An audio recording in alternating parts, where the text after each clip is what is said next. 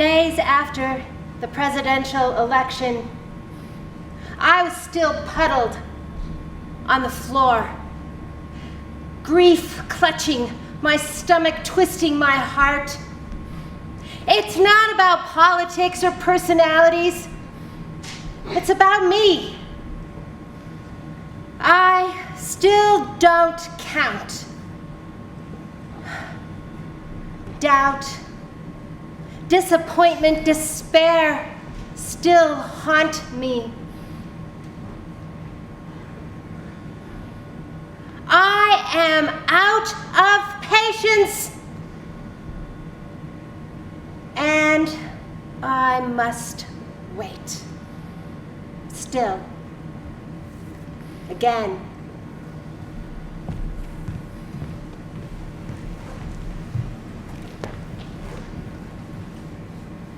This body is not my body. You would think as a grown-ass 38-year-old woman, you would think as a trained dancer who has spent countless hours examining and exploring my own movement.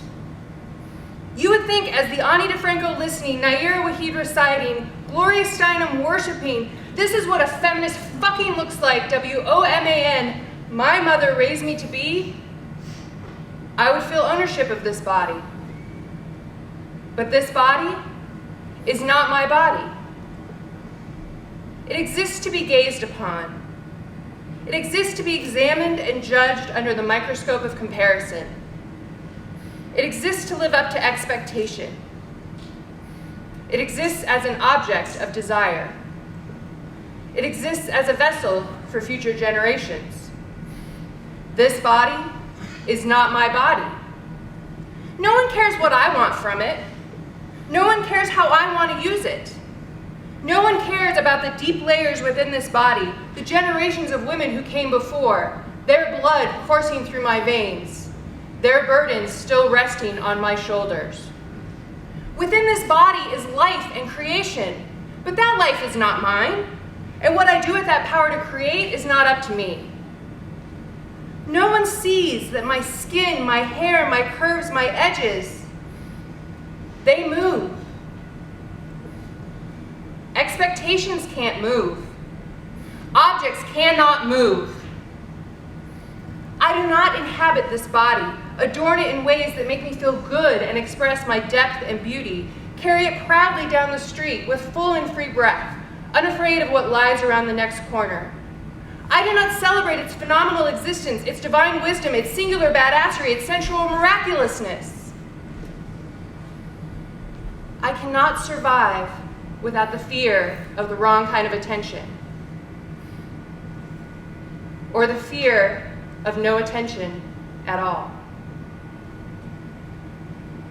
I am a 38-year-old woman, a dancer, a feminist. I am armed with privilege and education and the illusion of equality. But this body is not my body. It is not yet perfect. It is not yet enough.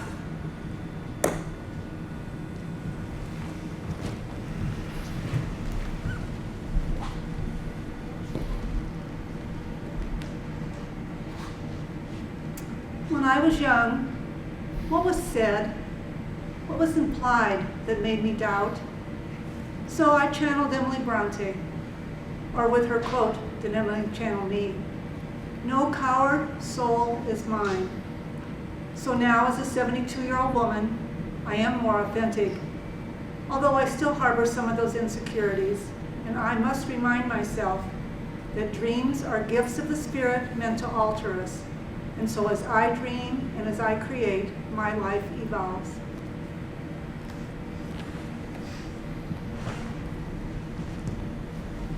My father taught me self-defense in order to take care of myself. I'm a mother and a nurse in order to take care of others. I fished in Alaska, I'm a boxer, I dance, I'm mighty, and I am strong.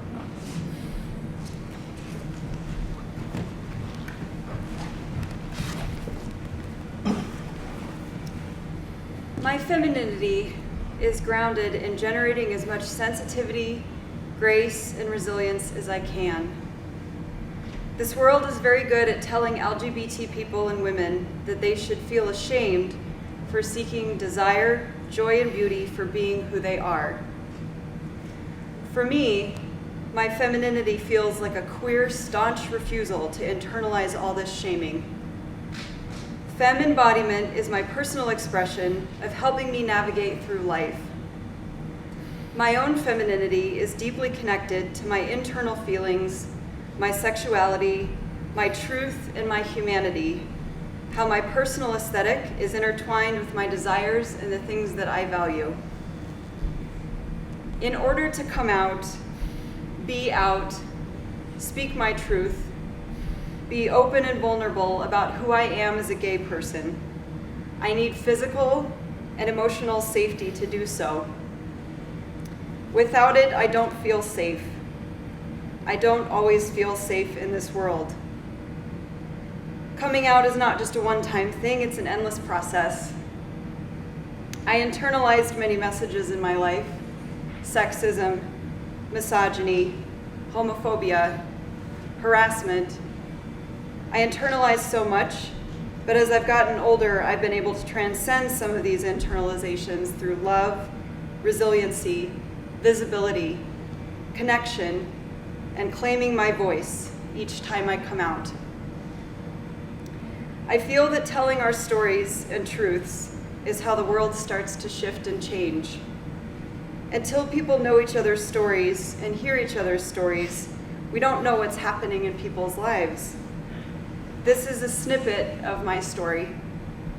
I'm learning to listen as hard as I want to be heard.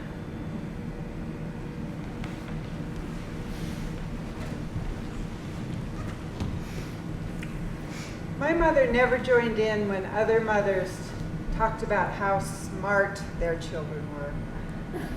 She thought it was bragging. She also thought that if she talked about my accomplishments, people would be jealous.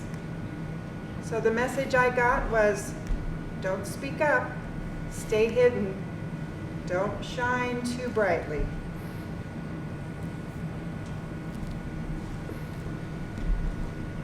Sticks and stones can break my bones, but names will never hurt me. That's a lie. Names do hurt. Words do hurt. They feel like physical blows. You're not good enough. You're selfish. You are a cold person. These words have pummeled my spirit. They've weakened my armor, my self-confidence, as I've taken them into my heart. Recently, I've spent time exposing the meaning of these words, digging out each barb slowly, painfully, examining its validity and truth.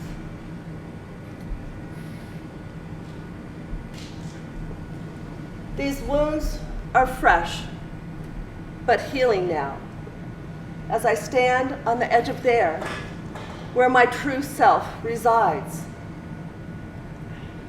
It's time to silence the critics. It is time to believe in me.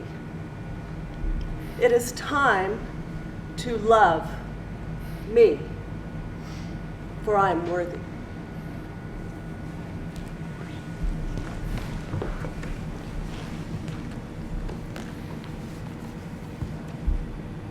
Is there no decency?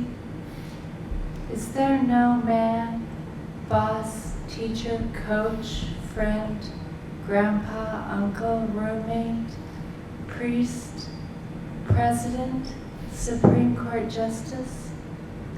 Is there no man who has not violated the rights of a woman? Yes, there are. I know there are good men out there. And I know that men are abused by women too. But this is about a history written in thick black pencil that we cannot erase. This is about the sheer numbers of women who have been ogled, catcalled, harassed, embarrassed, assaulted, hurt, hired, fired. This is about me having no reason to trust you men, almost none of you. Strangers, I declare you guilty until proven innocent, and I am not sorry about that breach of justice, for a woman's justice has been breached for far too long. This is about me saying, fuck you, men. There's no seat at my table for you right now. My table is lined by linens woven from tears, teacups full of shame, and baskets upon baskets upon baskets of stories, stories, stories. I no longer feel compelled to share a polite hello on the bike path. I will not feed slimy green egos spilling out of cheesy suits.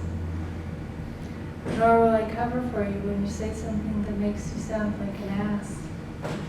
I will not let you walk over me, talk over me as if I am invisible. At 50, I will be heard. It's time we all were heard. Our daughters and sons are growing up in a world where gang rape is accepted in India, where women in the Middle East are killed for seeking their destiny, where right here 21 young women were poisoned or drugged at a college party. Why is this still happening? How could we not have evolved beyond this ugly, festering wound on our humanity? It must be scrubbed with salt, soaked in kerosene. It runs so deep. I am sick with its infection. Yes, this is scary, messy, and maddening, but it's up to us, sisters. It's up to us to create a new path for our children to walk down, heads held high up to the stars, instead of shoving them down the tunnels of the same old mud. Sisters, we stand for equal rights. We stand for human dignity, and we stand together. Sisters, we got this. I got off the train with her. I took her hand. Green light. We ran to the tunnel. Red light. Catching my breath, all body parts accounted for. Grandma. Blue light. What is that? Fly! We flew through the tunnel to the escalator that deposited us into daylight, sunlight. We walked block after block, sometimes leading, sometimes following, block after block. We came to a river of people. A space opened and we joined the flow, walking block after block. We looked up to the 8th floor of the skyscraper. A man was waving and grinning down at us. Everyone waved back, welcoming him in. Finally, we arrived. Everyone was here.